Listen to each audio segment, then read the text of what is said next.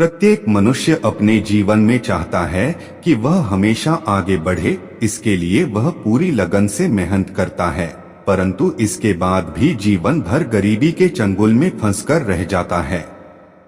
वह अमीर होने के सपनों के उधेड़-बुन में अपनी वर्तमान जिंदगी को कोसते रह जाता है।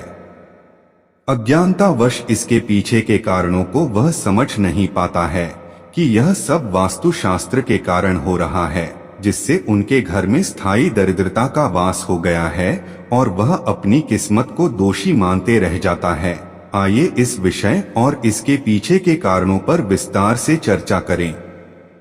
घर किराए पर लेते समय या अपना घर बनवाते समय वास्तु का ध्यान न देना दरिद्रता को आमंत्रित करने में बहुत बड़ा योगदान दे जाता है। वास्तुशास्त्र का ध्यान न देने से वहां वास करने वाले सदस्यों के बीच विचार दोषपूर्ण हो जाता है, फिर उनके बीच कलह होने लगती है। जैसे ही यह स्थिति उत्पन्न होती है तो मां लक्ष्मी उस घर से रूठ जाती है, जिसके फलस्वरूप गरीबी अपनी जड़ जमा लेती है। सनातन धर्म के 18 पुराणों में से एक गरुड़ पुराण में भगवान विष्णु और गरुड़ के बीच बातचीत का वर्णन है, जिसमें धर्म से जीवन जीने की कला, मृत्यु, अंतिम संस्कार और पुनर्जन्म से संबंधित बातों का जिक्र किया गया है। इस पुराण में भगवान विष्णु ने बताया है कि वे कौन कौन से कर्म है जिसकी वजह से व्यक्ति के जीवन में दरिद्रता आती है। पहला, रसोई घर में झूठे बर्तन। अगर हम रात को रसोई घर में झूठे बर्तन रखकर सोते हैं तो हमारे घर में दरिद्रता का वास हो जाता है। इसीलिए हमें रात को अपना रसोई घर पूरा साफ सुथरा करके सोना चाहिए और कभी भी रोटी बनाने के बाद प्रवाह उल्टा न रखें। दूसरा, कांटेदार पौधे। जिस घर में कांटेदार पौधे लगे होते हैं वहां भी दरिद्रता का वास होता है। इसीलिए हमें कांटेदार पौधे जैसे कि गुलाब आदि पौधों को घर से बाहर लगाना चाहिए। तीसरा, ग्रह कलेश। जिस घर में ग्रह क्लेश रहता है उस घर में भी दरिद्रता का वास होता है। इसीलिए घर में लड़ाई झगड़ा नहीं करना चाहिए, हमें आपस में मिलजुल कर रहना चाहिए। चौथा, दीपदान। जिस घर में संध्या के समय अंधेरा रहता है और दीपक नहीं चलता वहां पर भी दरिद्रता का वास होता है। शाम को एक बार हमें पूरे घर में प्रकाश करना चाहिए और भगवान का भजन करना चाहिए। पांचवा, सफाई। जिस घर में गंदगी रहती है वहां भी दरिद्रता निवास करती है, इसलिए अपने घर में पूर्णतया सफाई रखनी चाहिए और कहीं भी जाले इत्यादि नहीं लगने देना चाहिए। छठा, मैले वस्त्र धारण करना। गरुड़ पुराण के अनुसार जो लोग मैले वस्त्र यानी गंदे कपड़े पहनते हैं, धन की देवी लक्ष्मी उन्हें त्याग देती हैं। इसलिए हमें प्रतिदिन स्नान करके सदैव स्वच्छ वस्त्र धारण करनी चाहिए। स्वच्छ रहने वाले पर मां महालक्ष्मी की कृपा हमेशा बनी रहती है। सातवां, साफ सुथरा मंदिर। जिस घर में पूजा का स्थान साफ सुथरा नहीं होता वहां भी दरिद्रता वास करती है। इसीलिए हमें अपने पूजा स्थल को हमेशा साफ सुथरा रखना चाहिए।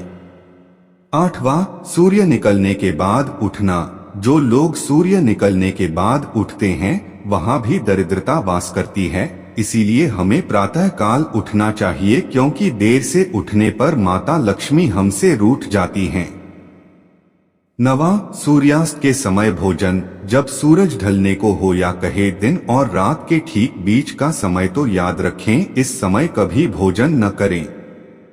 साफ शब्दों में कहा जाए तो भोजन या तो 5:30 से पहले करें या फिर 7 बजे के बाद। 10वां, गरुड़ पुराण के अनुसार जो व्यक्ति स्वभाव से आलोचक हो, अर्थात वह हमेशा किसी दूसरे व्यक्ति की कमियां निकालता हो और दूसरों के बारे में बुरा बोलता हो, माता लक्ष्मी उस से नाराज हो जाती हैं। दूसरों पर बेवजह चीखने, चिल्लाने या गुस्सा होने का स्वभाव हो तो इससे भी जीवन में दरिद्रता आती है। आइए बात करते हैं दरिद्रता के मूल कारण का।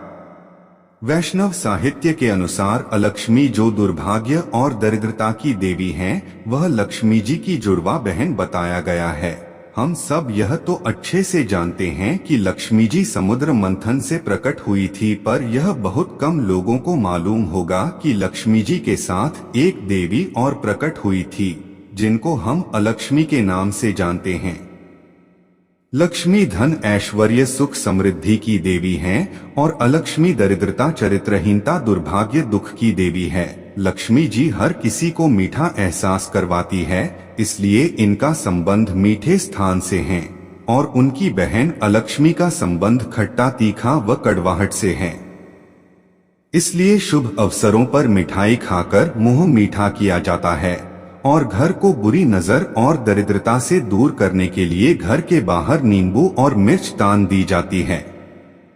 लक्ष्मी जी घर के अंदर जाकर मिठाई खाते हैं और अलक्ष्मी जी घर के बाहर नींबू और मिर्च खाकर संतुष्ट होकर चली जाती है। अलक्ष्मी जी के कहे अनुसार मैं वहां जाती हूँ जहां लोग गंदे रहते हैं, गंदे ही वस्त्र धारण करते हैं, दिन रात कलह बनी रहती है और लोग धर्म और गलत काम करते हैं। लक्ष्मी जी के कहे अनुसार मैं वहां जाती हूँ जहां घर साफ सुथरे हो, जहां लोग सुबह उठकर भगवान की पूजा अर्चना करते हो, शांति हो, लोग साफ सुथरे हो, मैं वहां निवास करती हूँ। कैसे करें घर से दरिद्रता को दूर? मानव जीवन में रामायण जैसे पथ प्रदर्शक का अत्यधिक महत्व है। एक आदर्श सदाचारी शिष्टाचार ही शांतिपूर्ण तथा मानवता का जीवन जीने हेतु रामायण का स्वाध्याय अति आवश्यक है। ऐसा माना जाता है कि जिस घर में रामायण का पठन पाठन या श्रवण होता है तो ऐसे घरों में किसी भी नकारात्मक ऊर्जा का वास नहीं होता और दरिद्रता उसके चौखट से ही भाग जाती है। अंतः पौराणिक ग्रंथ गंगा चैनल आपसे रामायण पढ़ने की विनती करता है। हर व्यक्ति चाहता है कि उसके घर में सुख शांति बनी रहे, परिवार के लोग आपस में एक दूसरे से प्यार करते हुए अपना जीवन शांतिपूर्ण तरीके से जिएं। परिवार में सुख शांति रहती है तो व्यक्ति को मानसिक सुकून मिलता है।